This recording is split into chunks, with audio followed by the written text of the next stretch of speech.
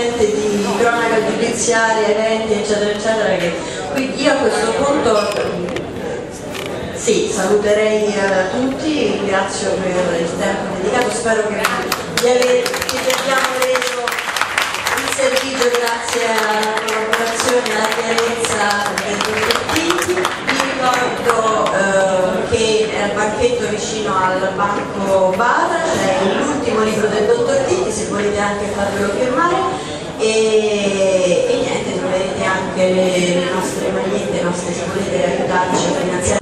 Grazie a tutti, ho fatto il cantastorie e mi sono divertito, grazie.